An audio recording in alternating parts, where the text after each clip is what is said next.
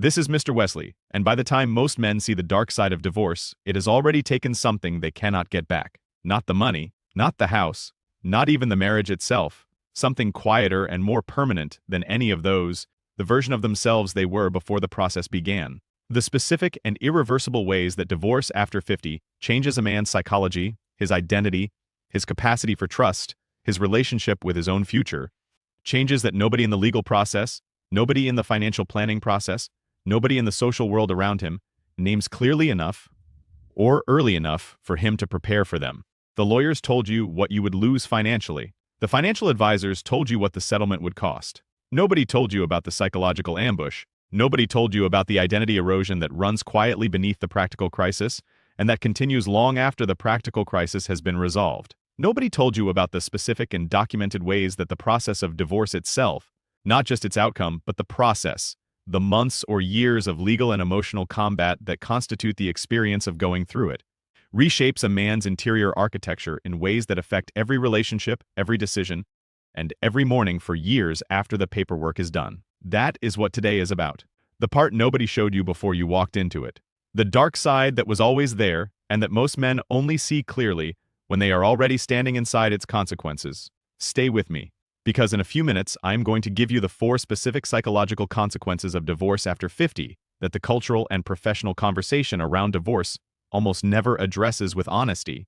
Consequences that are documented, specific, and in most cases entirely preventable if a man understands what they are before or during the process, rather than discovering them afterward. There is one consequence in particular, the 4th one, that produces the longest shadow and the least visible symptoms, and that I want to make sure you have clearly before this video ends. But first, you need to understand why these consequences are so consistently invisible until they are not.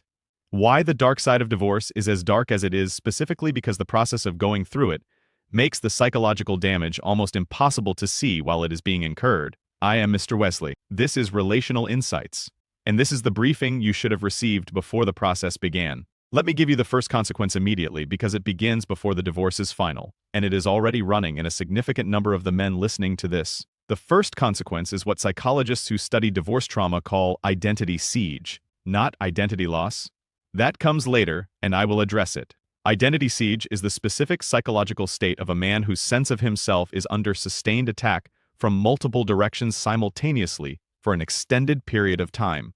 The legal process attacks it by positioning him as a defendant in the narrative of the marriage's failure, by requiring him to respond to characterizations of himself, his behavior, and his role in the marriage's ending that may or may not be accurate but that are being made in a formal legal context that gives them a weight and a legitimacy they would not carry in any other setting. The financial process attacks it by forcing him to reckon with the specific and often devastating gap between what he built across decades of work and what the settlement leaves him with.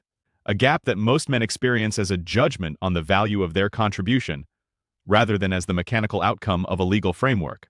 The social process attacks it from every direction simultaneously. The friend networks that fracture along loyalty lines, the family relationships that become complicated by the divorce's narrative, the specific and daily experience of a man who is being redefined by the people around him in ways that he has limited power to influence or correct. Identity siege is not depression. It does not necessarily look like a man in distress. It looks like a man who is handling it, who is responding to each attack on his identity with the specific and practiced competence that men of his generation bring to problems that need to be managed. But underneath the competence, the siege is running, and the specific and well-documented effect of sustained identity siege is a progressive contraction of the man's sense of what is possible for him. A narrowing of his internal horizon that happens below the level of his conscious awareness and that shapes the decisions he makes in the post-divorce years in ways that are significantly more limiting than the actual reality of his situation warrants. The man in identity siege makes smaller decisions than his situation requires.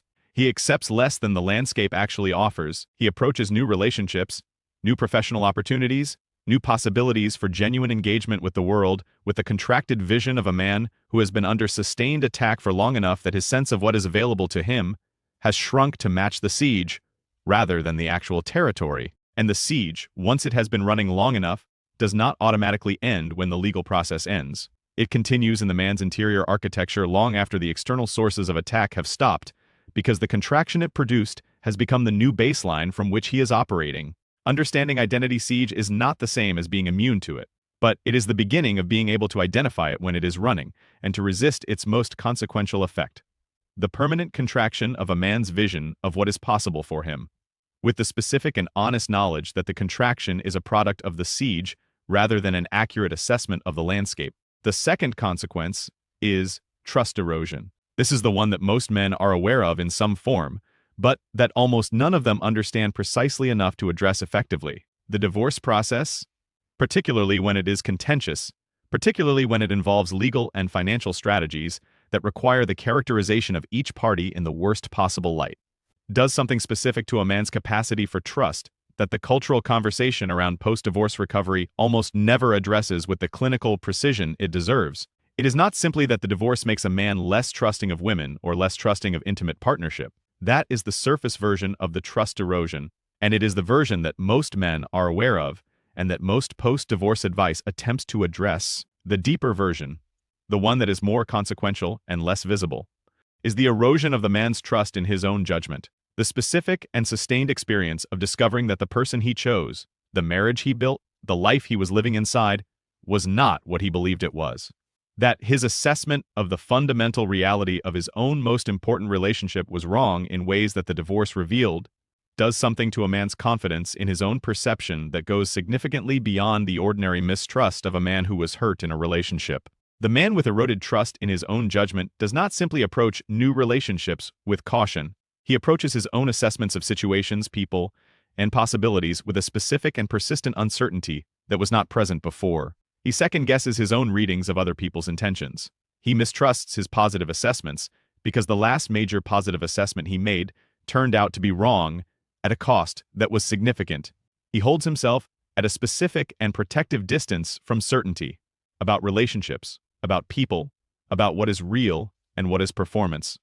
That prevents the genuine and committed engagement with the possibilities of his own life that the post-divorce years require. This erosion of self-trust is the invisible tax on every decision a man makes in the post-divorce years, and it is almost entirely invisible to the man paying it because it presents itself not as a symptom of the divorce, but as a reasonable and appropriate caution that his experience justifies. The caution is real. The experience that produced it was real, but the specific and limiting effect of mistrusting one's own judgment, of holding one's own assessments of reality at arm's length because the last major assessment turned out to be wrong, is not wisdom, it is damage. And damage, identified precisely, can be addressed. Damage that presents itself as wisdom is significantly harder to address because it is protected by the very faculty it has impaired.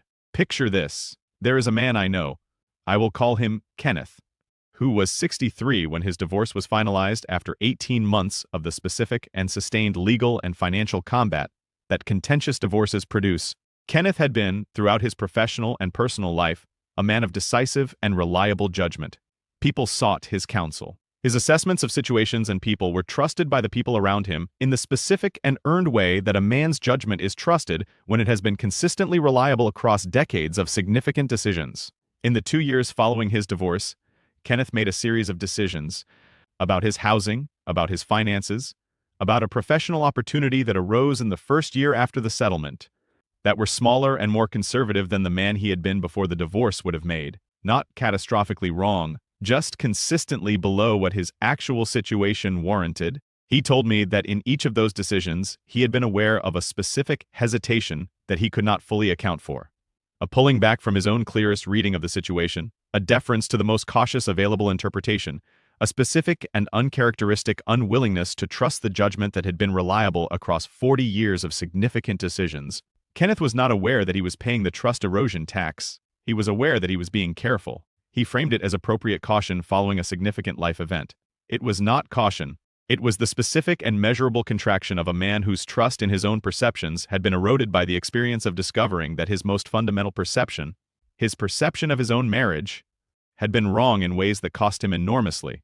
And the decisions he made from that contracted position in the 2 years following the divorce were decisions that were shaped more by the damage of the process than by the reality of his actual situation and his actual capabilities. The third consequence is what I call grief displacement. This is the consequence that is most misunderstood and most inadequately addressed in the cultural conversation around male post-divorce recovery. Grief displacement is not the failure to grieve. It is the specific and very common phenomenon of a man who is grieving something he has not correctly identified, who is carrying the weight of a significant loss without having accurately named what the loss actually is, and whose grief is therefore being expressed in the specific and indirect ways that unidentified grief always finds to make itself known. The grief of divorce after 50 is not primarily the grief of losing the marriage as it was in its most recent form. Most men who are divorcing after 50 have been living in a marriage that was not the marriage they wanted for a significant period of time before the divorce. The grief is not the loss of that. The grief is the loss of what the marriage was supposed to be, the loss of the future that was planned and that no longer exists, the loss of the version of himself that was going to inhabit that future.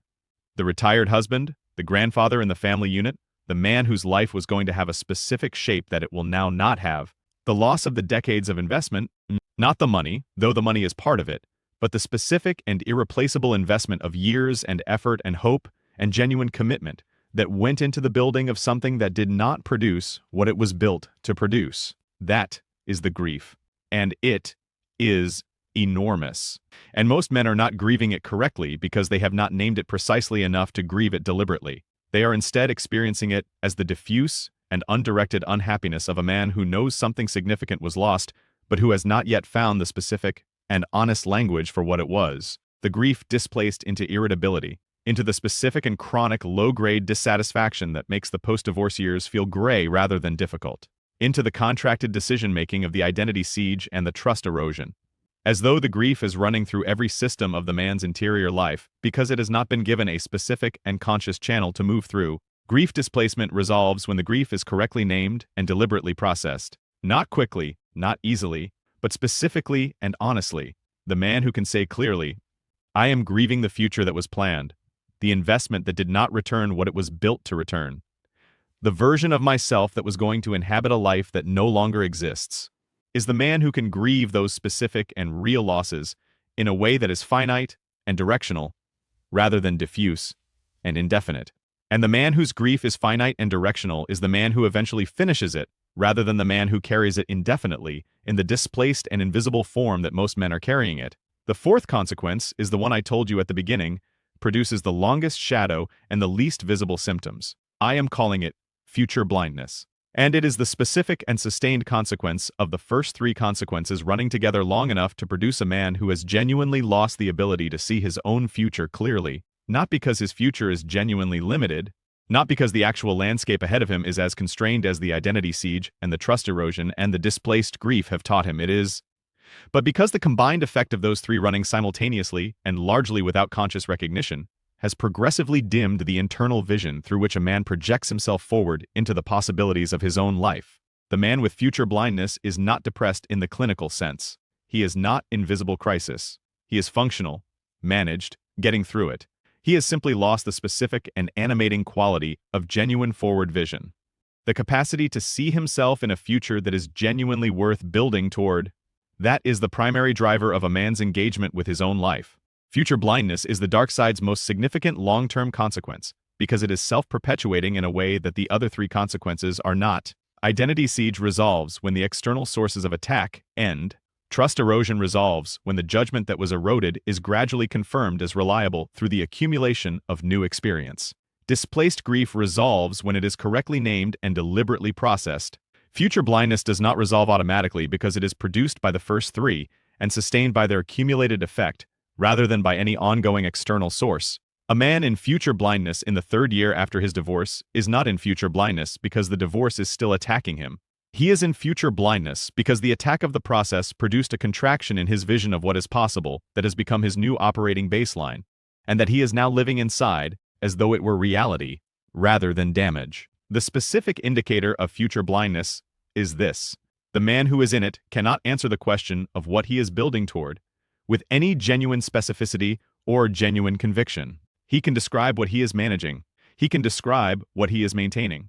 He can describe the practical requirements of the life he is currently inside. He cannot describe, with the specific and animating clarity of a man who can genuinely see his own future, what the years ahead are for, what they are building toward, what the life on the other side of the recovery actually looks like, and why it is worth the work of getting there. If that description is landing with the specific and private recognition of something you have been living but have not had a name for, the specific and sustained absence of genuine forward vision in a man who used to have it and who has been attributing its absence to the reasonable adjustment to significant loss, rather than identifying it as the specific and addressable consequence of a documented process. I want you to know that it is not permanent. Future blindness resolves, not through the passage of time alone, through the specific and deliberate work of rebuilding the internal vision that the process contracted. That work begins with understanding precisely what contracted it, which is what today was for. The dark side of divorce is not the financial devastation. It is not the legal combat. It is not even the grief. It is the specific and largely invisible damage that the process does to a man's sense of himself, his trust in his own judgment, his ability to grieve what was actually lost, and his capacity to see his own future clearly enough to build toward it. That damage is real. It is specific. It is well documented, and it is almost entirely preventable when a man understands what he is navigating before the process has run long enough to establish itself as the permanent baseline of his interior life. You are navigating something specific. Its consequences are specific, and specific things, understood precisely, are navigable in ways that vague and unidentified forces never are.